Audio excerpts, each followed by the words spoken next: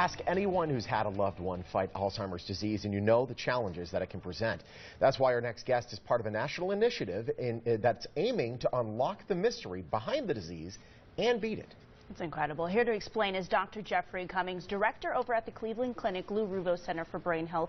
Good morning, and thank you for being here. Good morning, my friend. Good morning. Great to be here. Yes. Yeah, we want to talk about the Brain Health Registry. Okay. This is a way to get people enrolled in clinical trials. Clinical trials are the only way to develop new medications. And it has been over a decade since there has been a new medication for Alzheimer's disease. Wow. So we really need people to get into clinical trials because that is the only way to get new drugs approved that will help us all and help our parents and our grandparents and eventually our children. So we really have to get this going, and the Brain Health Registry is one step in that process. Who qualifies to get involved?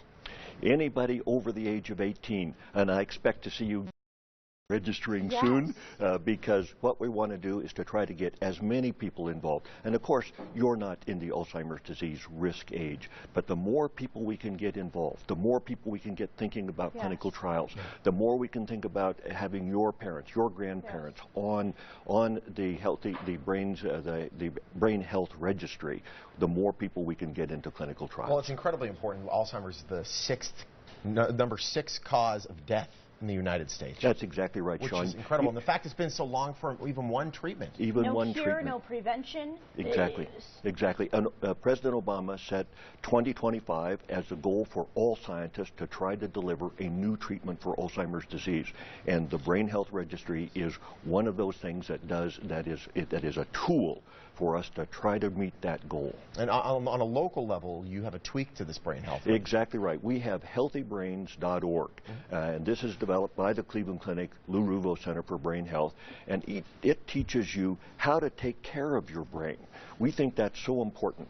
So we also contribute to recruiting people for clinical trials, but we want you to know the kind of exercise you should do, the kind of diet you should have, the kind of connectedness that you should be involved with to make sure that you can have a brain span that matches your lifespan. So are those different things you discussed, are those part of having preventative health?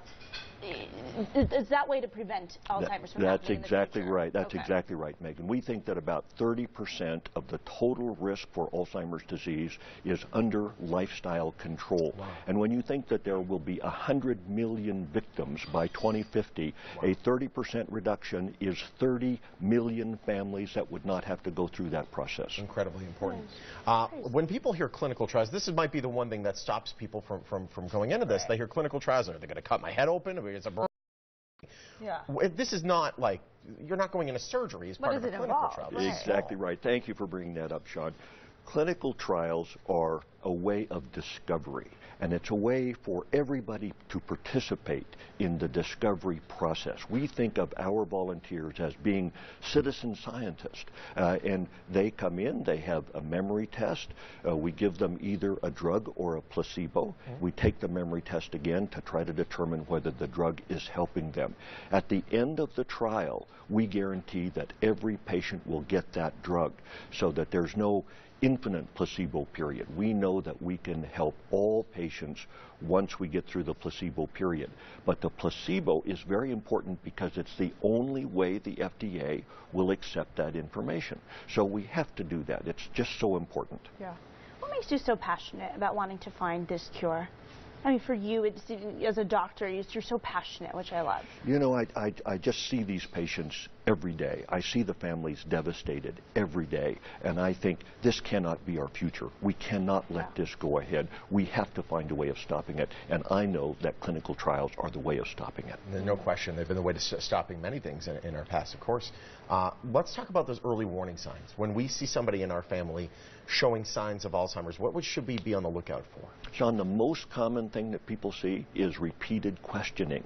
So mom says, when's my doctor's appointment? And you say, well, it's at 10 o'clock on Thursday morning. And 5 minutes later, when is my doctor's appointment? And you see that they're not recording new information. Yeah. And Alzheimer's disease strikes that recent memory part of the brain. And it's that part that gets erased every time you tell them that. And that's what it seems like with Alzheimer's, they remember the older stories.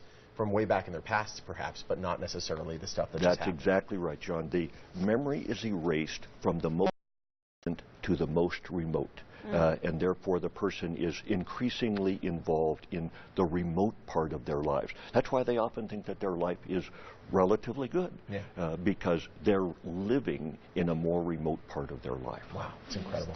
Doctor, it's a pleasure. Thank you so very much. for My pleasure to be educating here. us Thank today. you. The Cleveland Clinic Lou Ruvo Center for Brain Health is dedicated solely to the pursuit of more effective treatments for brain diseases like Alzheimer's. To learn more about their efforts, just head to the website right there on your screen or call the number listed. They are also on Facebook and Twitter. Very important stuff they're up to there.